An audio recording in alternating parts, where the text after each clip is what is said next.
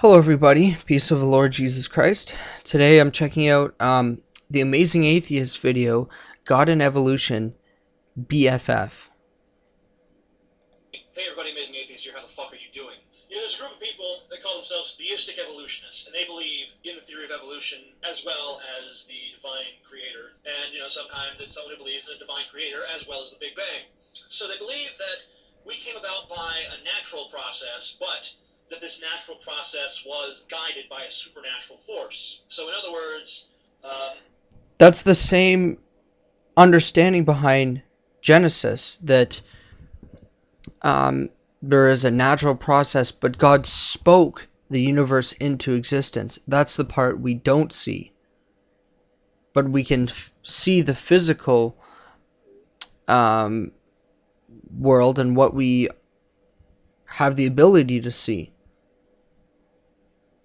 Everything that you know about evolution, natural selection, random genetic mutation, all of those components of evolution, they are all somehow controlled and manipulated by an all-powerful being who is looking to create specific results. I didn't know that it was that easy to reconcile the naturalistic and the supernatural. It's simply both. Why settle for one good explanation when you can have two at the same time?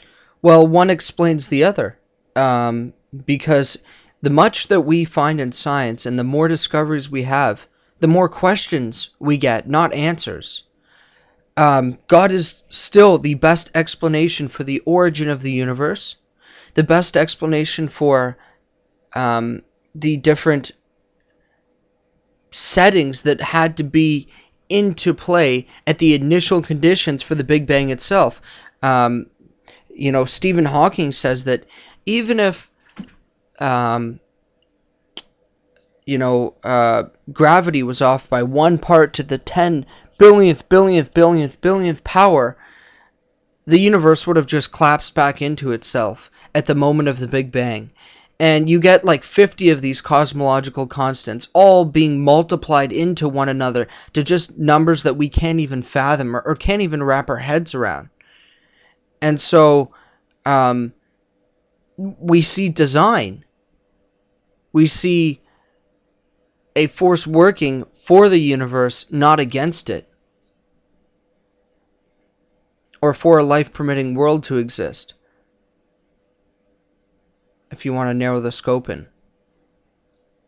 Sure, there was a Big Bang, but, God probably kick-started it. And sure, the diversity of life on Earth is due to a natural process called evolution, but God was there watching and protecting certain species and, nudging things this way or that, trying to kind of steer it towards, us, the ultimate creatures on God's green Earth, of course. Hey, and the theory of gravity? Yeah, sure, objects are pulled down by gravity, but they're also pulled down by goblins with magic invisible strings. Ooh, yeah. So even Christians who believe in the Genesis story don't believe that way about gravity or about the naturalistic world. And this is why I see that the Christian faith was really the forefront of the scientific world.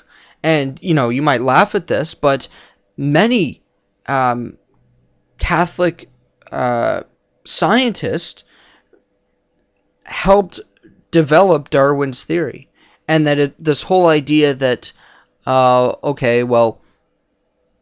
one is against the other and it's contrary really isn't the position that at least the Catholic Church has taken. Yes, there were mistakes in the past, but to deem them all as villains like that really is a deep misunderstanding of history. And here's why I think Christianity is the top,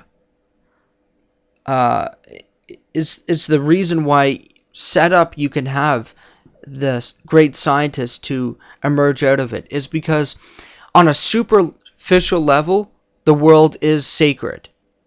But we can still manipulate things, and we can still look into things, and we can still test things. That it's not sacred, that we're not allowed to do that on the Christian worldview. It's a creation of God, but it itself isn't God. And I wish I could, better articulate that point, but I don't know how much time I'm going to have for this video, so I think that's enough for that. I suppose I could go more into it later. But if gravity wasn't pulling them down, the goblins would be pulling them down. Now see how much two explanations just makes more sense than just one? And you know Newton's first law of motion? That's true. You know, an object won't move until it's acted upon by another object, but at the same... Exactly. So you have this small, buildup of particles, yet it just exploded somehow. Or some people believe it was nothing. And it just randomly exploded? That doesn't even make sense with the theories that you follow. And this is a prime example of that. Okay, so you have the conditions for the Big Bang, but it caused itself, or nothing caused it? That's worse than magic, because at least with magic, when you say that, okay, the magician produced the bunny, at least you start off with a magician and a hat to thereby produce the bunny. You're trying to say nothing created everything, or that there was a bunch of condensed particles that made up everything in the universe, and it somehow caused itself to move. But if it was like that for eternity in the past, how could it change? If I may give a parallel example, if there's a frozen pond in eternity, how does it thaw itself? If those conditions were set eternally in the past, it needs to require an outside force to turn up the heat. The pond itself can't bring itself to thaw. Same time, they're also moved by magic pixies and inertia. Whee! It's fun!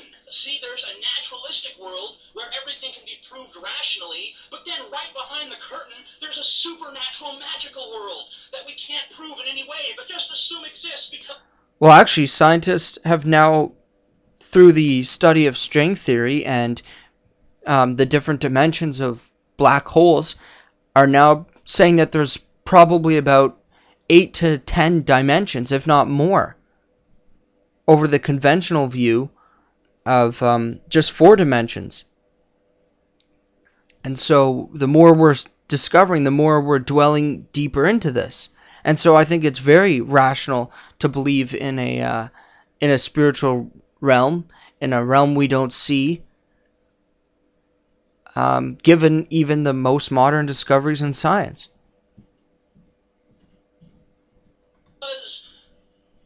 Why?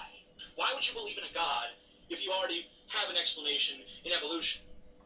Well, you don't, because evolution doesn't explain why the universe exists. It only explains how. Believe that God created man when evolution already provides the answer to that question. Why would you believe that God created the... No, evolution gives the possibility for the existence of man, but evolution itself didn't cause man. There has to be something that brought about the universe. It couldn't bring itself into existence. That's just contradictory. The universe, when the Big Bang already provides an answer to that question. Doesn't make much sense, folks. Just doesn't make much fucking sense.